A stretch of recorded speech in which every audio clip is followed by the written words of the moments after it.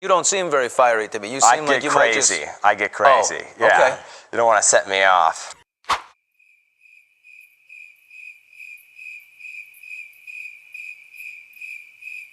We now have new details emerging tonight about the murders of that beloved Hollywood couple, Rob and Michele Reiner, and of course, what the final minutes of their life might have been like.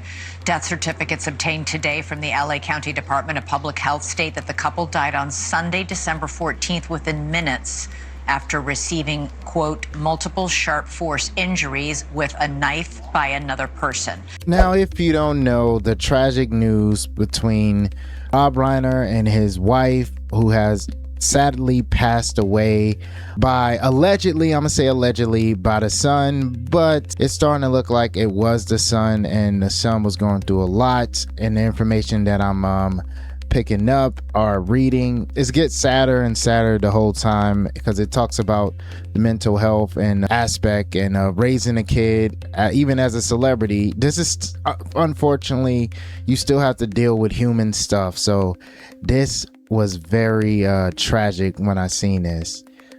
But let's see what else they have to say. Person is allegedly the couple's troubled adult son, Nick. The 32-year-old is charged with 2 counts of first-degree murder. He's looking at life in prison without parole or even the death penalty if he's convicted. The tragic downfall of Nick Reiner reads like a cautionary tale for other parents dealing with children struggling with addiction. Nick's troubles were widely known. He'd been in and out of rehab at least 18 times, starting when he was just 15 years old. And even stuff like that, having a young kid who gets addicted, I can't imagine how parents can deal with that, especially if you're in a public light. I'm sure people deal with it a lot, but if you're a celebrity and you have a name, I'm sure it's even tougher. They have the resources to send their kid to rehab, which I'm sure they did, but it was very... But like I said, it doesn't matter how much resources you have if the person do not want to get healthy. And it looked like apparently that was the way. But I also heard that there was some other information that I should look into. But until then, I'm just looking. When he was just 15 years old. Add to that new reports that he had been diagnosed with schizophrenia and had his medication changed recently. And it's clear the situation in the Reiners' Brentwood home was complex and potentially combustible. Rob and Michele were open about their tireless efforts to help their son. The 2015 movie that Nick wrote and his father directed, called Being Charlie, peeled back the curtain on his addiction struggles. Yes, they did write a movie, his son did, called Being Charlie, and that father wanted to help, and he said, the interview I'm going to show you, he said it was cathartic and it was great for the relationship between them two. And clip before it did say he was diagnosed with schizophrenia, then he had different medicine changed off of it, which can be a huge problem for people who's going through mental health. And I think the only answer I can give for wanting to tell a story like this is that it's even more powerful to tell it about someone who is going through this and they're given everything and they're in an opulent situation and they're still deciding to go to the drugs. And that's more powerful than some, in our opinion, that's the only story that we know. We don't know any other story besides that. And I think, you know, it cuts across socioeconomic boundaries. I mean, if you look what's going on now with the heroin epidemic around the country, it's you know, invading white middle-class suburban neighborhoods. So it doesn't really it crosses all economic boundaries, and you know, difficulties that you have are not you know, relegated to only you know, people who are unprivileged, you know. That was Rob Reiner and his son telling why they wanted to make a movie and why it was very important to show this movie and how it can translate, don't matter if you're rich or poor, and across lines. He explained it very perfectly why this movie had to come out. And now in hindsight, this does look crazy, this interview.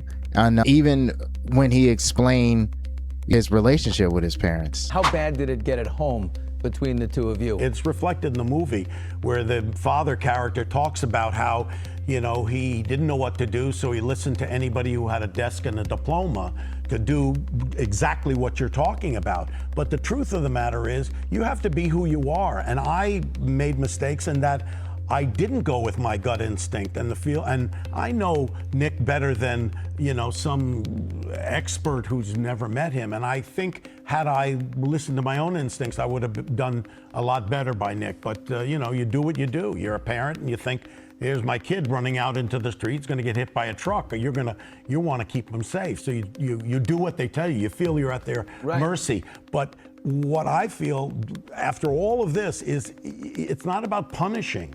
If somebody has, you know, is struggling and has difficulties, you don't punish them for that. And I think a lot of these programs feel like, the kid is being punished. And I don't think that's a great way to go. I mean, how do you feel about it, Nick?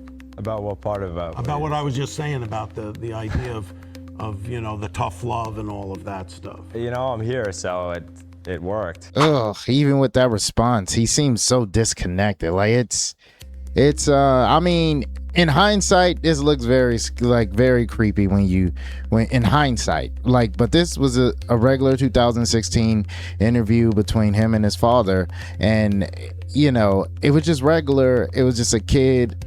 You know, I ain't even heard of the movie before, so this is definitely shed light to that. And I'll probably even go watch it just to see the dynamic between father and son. And I know that's bad. Unfortunately, death is a great marketing tool. Unfortunately, tragedy is so great as a marketing tool.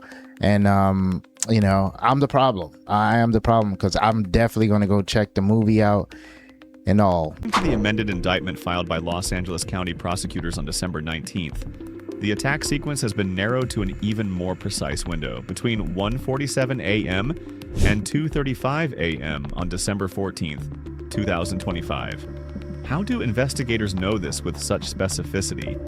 The mansion's smart home system recorded the exact moment when the master bedroom motion sensors detected unusual activity. At 1:47 a.m., the bedroom lights activated. Not from the wall switch Rob and Michele typically used, but from the secondary switch near the doorway, the one someone entering from outside the room would naturally reach for first.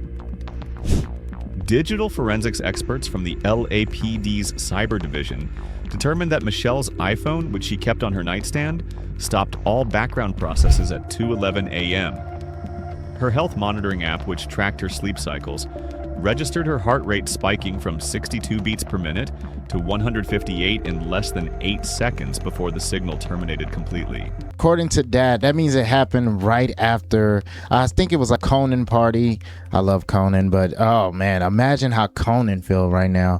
But it happened after a party, allegedly, later in the night. And like it said, the investigation thing said they have a smart house that detected, and not an intruder, but somebody in her room, and things started spiked and it went down. So it looked like it happened in the middle of the night while they were asleep, which makes it even, I don't know if it's good or bad, but it's still tragic. So rest in peace, Rob Reiner. I just was shocked when I seen this. I didn't know how to feel. I didn't expect his son to do it. It's just, man. So rest in peace, Rob Reiner. Hopefully, if you're going through mental health or have a person you deal with who has mental health or a drug addict, or I don't know what the proper way to say it, but who does drugs and a family member you love, I'm sure it's a struggle for even you. I know it's hard on them, but it's even harder on the people who love them. So I normally don't make videos like this, but this is part of the entertainment. He was a huge part of entertainment. Rob Reiner was, and rest in peace. And I pray for his daughter and the rest of his family who's going through it, especially in the public eye, and how gruesome the death was. But that's it. I don't want to get sad too long, so I'm just gonna end it here. Thank you. I don't care. It just was just a crazy event that I just had to speak on.